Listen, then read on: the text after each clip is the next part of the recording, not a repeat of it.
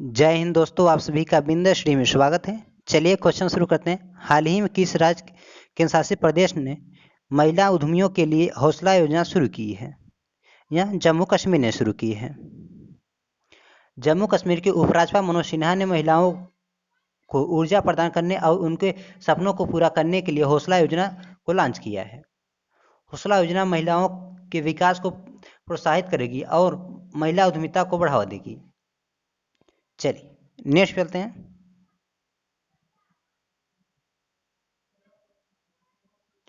भारतीय अंतरिक्ष अनुसंधान संगठन ने हाल ही में पहला मानव रहित गगनयान मिशन का प्रक्षेपण कब तक किए जाने की घोषणा की है? दिसंबर 2021 तक किए जाने की घोषणा की है। हाल ही में इसरो ने पहला मानव रहित गगनयान मिशन का प्रक्षेपण दिसंबर 2021 तक किए जाने की घोषणा की है। यह प्रक्षेपण पिछले वर्ष दिसंबर 2020 में होना था। इस मानव रहित गगन मिशन के बाद दूसरा मानव रहित मिशन भेजा जाएगा और फिर मानव युक्त अंतरिक्ष मिशन को अंजाम दिया जाएगा। अच्छा, इसरो की स्थापना कब हुई थी? 15 अगस्त 1969 ईस्वी में। इसका हेडक्वार्टर कहाँ है? बेंगलुरु। वर्तमान में अध्यक्ष कौन है? के शिवान। चलिए नेक्स्ट चलते हैं।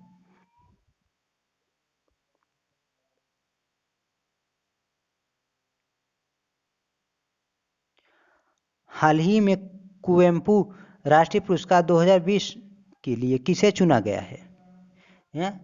राजेंद्र किशोर पांडा को चुना गया है। राजेंद्र किशोर पांडा उड़ीसा के रहने वाले हैं। यह पुरस्कार साहित्यकार को दिया जाता है। इसमें 5 लाख रुपए दिया जाता है। चलिए नेक्स्ट चलते हैं।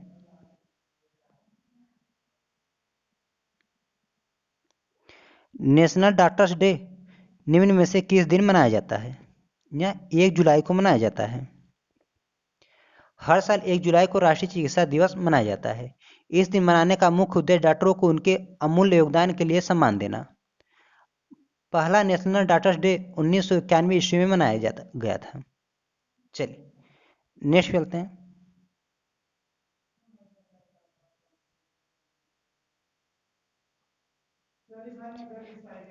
हाल ही में किसने आकाशवाणी के महानिदेशक का कार्यभार ग्रहण किया है?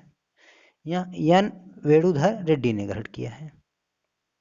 भारतीय सूचना सेवा के 1988 बैच के अधिकारी एन वेणुधर रेड्डी ने आकाशवाणी के महानिदेशक का कार्यभार संभाल लिया है। वर्तमान में आकाशवाणी समाचार के प्रधान डीजी के तौर पर कार्यरत एन वेणुधर रेड्डी आकाशवाणी के अतिरिक्त प्रभार दिया गया है। चलिए नेक्स्ट चलते हैं।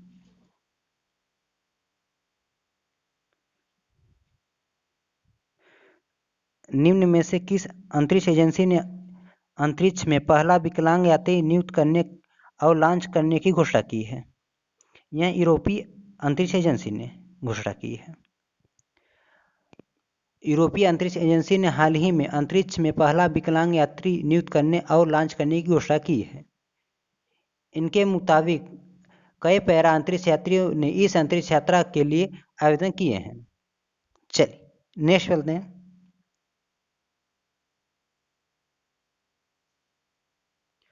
उत्तर प्रदेश सरकार ने झांसी स्टेशन का नाम बदलकर किसके नाम पर रखने का प्रस्ताव रेल मंत्रालय को भेज दिया है? रानी लक्ष्मीबाई के नाम पर रखने का प्रस्ताव भेज दिया है। झांसी रेलवे स्टेशन रानी लक्ष्मीबाई के नाम पर होगा। उत्तर प्रदेश सरकार ने नाम बदलने का प्रस्ताव रेल मंत्रालय को भेज दिया है। उत्तर प्रदेश की राजधानी क्या है? लखनऊ। लखनऊ किस नदी किनारे बसा है? गोमती नदी किनारे। अच्छा, उत्तर प्रदेश मुख्यमंत्री कौन है? योगी आदित्यनाथ। और राज्यपाल आनंदीबेन पटेल। अच्छा, उत्तर प्रदेश में कौन सा राष्ट्रीय उद्यान है? दुधवा राष्ट्रीय उद्यान। चलिए नेक्स्ट चलते हैं।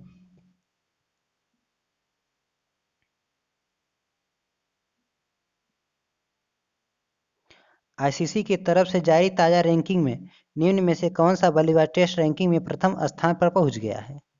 यहाँ केन विलियमसन पहुंच गए हैं।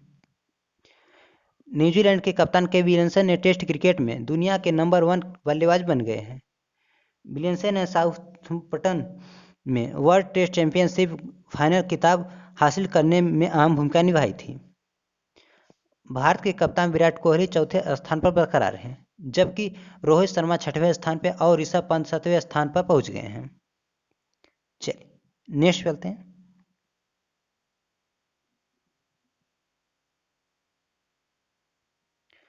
राष्ट्रीय चार्टर्ड अकाउंटेंट दिवस हर साल किस तिथि को मनाया जाता है? यह 1 जुलाई को मनाया जाता है। हर साल 1 जुलाई को नेशनल चार्टर्ड अकाउंट डे के रूप में मनाया जाता है। इस दिन का आयोजन institute of the chartered account of India द्वारा किया जाता है। इसे 1 जुलाई 1949 से शुरू किया गया था। चलिए नेक्स्ट चलते हैं।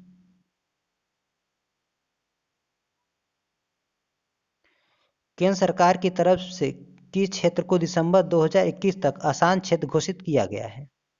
यह नागालैंड को।